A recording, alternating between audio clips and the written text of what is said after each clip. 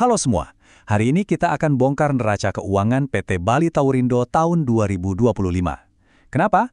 Karena ada perubahan strategis yang kelihatan banget, sebuah manuver finansial yang bisa dibilang mengubah dasar perusahaan. Yuk, kita bedah bareng-bareng. Oke, jadi pembahasannya bakal kita bagi jadi 5 bagian biar gampang. Pertama, kita lihat gambaran besarnya, poros strategisnya. Terus kita dalami soal ledakan kas di sisi aset. Abis itu kita lacak dari mana dananya datang. Keempat, kita timbang resiko dan imbal hasilnya. Dan terakhir, kita hubungkan semua ini ke strategi pertumbuhan jangka panjang perusahaan. Intinya begini, di tahun 2025, Bali Tawerindo melakukan sebuah langkah strategis yang besar banget. Ini tuh bukan cuma sekedar angka yang geser-geser dikit ya. Ini adalah perubahan fundamental dalam struktur keuangan mereka. Coba kita lihat angkanya dari atas. Total asetnya lompat lebih dari 1 triliun rupiah.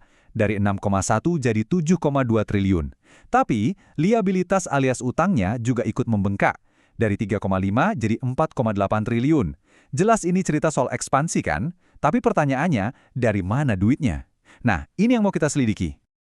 Oke, sekarang kita coba intip sisi aset neracanya. Pertumbuhan lebih dari 1 triliun rupiah, itu datangnya dari mana sih? Apa mereka beli banyak aset fisik baru? Atau ada hal lain yang lebih menarik? Nah, lihat deh di mana ledakannya terjadi. Di aset lancar, angkanya meroket hampir 3 kali lipat.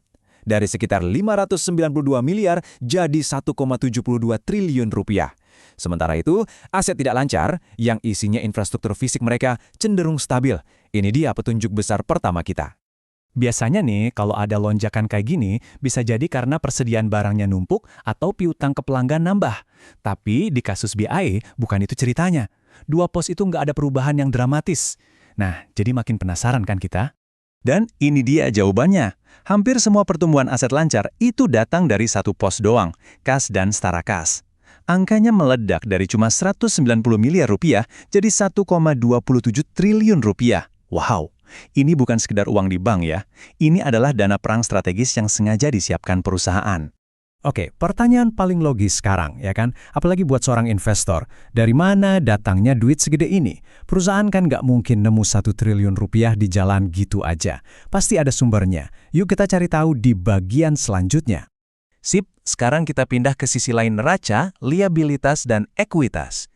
Kita bakal jadi detektif keuangan nih, buat melacak dari mana asal-usul dana triliunan rupiah ini.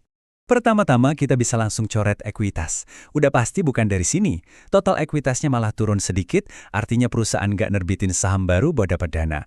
Jadi sumbernya udah pasti ada di sisi liabilitas. Nah, ini dia biang keladinya. Tersembunyi di liabilitas jangka panjang. Lihat baris kedua, sukuk jangka panjang. Dari 0 di tahun 2024, tiba-tiba di tahun 2025 muncul angka hampir 1 triliun rupiah.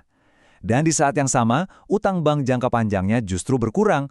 Ini jelas banget pergeseran strategis, dari pinjaman bank konvensional ke pendanaan lewat pasar modal.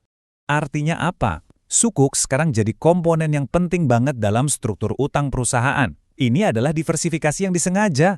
Perusahaan jadi punya akses ke tipe investor dan modal yang beda, dan nggak terlalu bergantung lagi sama bank. Oke, kita udah tahu ceritanya. Dari mana uangnya datang? Sekarang, pertanyaan utamanya buat para investor, so what? Apa artinya ini semua? Apa risikonya dan apa potensi keuntungannya? Poin utamanya adalah peningkatan leverage. Rasio utang terhadap asetnya naik dari 58% jadi 66%. Ini jelas menaikkan profil resiko keuangan perusahaan. Tapi sebagai konteks ya, rata-rata industri menara telekomunikasi itu seringkali ada di rentang 60-70%. Jadi, meskipun naik dan kelihatannya lebih agresif, angka 66% ini sebenarnya masih dalam pagar yang wajar buat sektor ini. Jadi, mari kita rangkum. Di satu sisi, risikonya lebih tinggi karena utangnya lebih besar. Tapi di sisi lain, potensi imbal hasilnya juga luar biasa. Perusahaan sekarang punya dana perang buat ekspansi agresif, sumber pendanaannya lebih beragam, dan ini jadi fondasi buat pertumbuhan yang dibiayai utang. Benar-benar seperti pedang bermata dua. Oke, di bagian terakhir ini, kita sambungin semua titiknya. Kita hubungkan semua angka dan rasio ini ke dunia nyata. Kenapa sih Bali melakukan manuver keuangan yang seberani ini? Apa tujuan strategis di baliknya? Kutipan dari laporan auditor ini ngasih kita petunjuk kunci. 3/4 dari total aset perusahaan itu adalah aset tetap, alias infrastruktur fisik. Ini menegaskan kalau BALI itu perusahaan padat modal.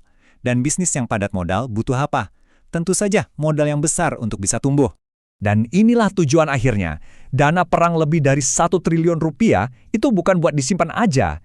Itu adalah bahan bakar untuk mesin pertumbuhan jangka panjang mereka, membiayai ekspansi besar-besaran di infrastruktur inti seperti menara telekomunikasi dan jaringan fiber optik yang bakal jadi sumber pendapatan di masa depan.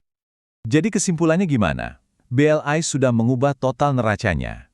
Berani ambil risiko lebih tinggi, meskipun masih dalam batas wajar industrinya, demi mendapatkan modal pertumbuhan yang masif.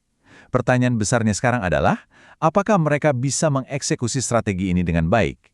Apakah modal ini akan jadi mesin untuk mendominasi pasar? Cuma waktu yang bisa menjawabnya.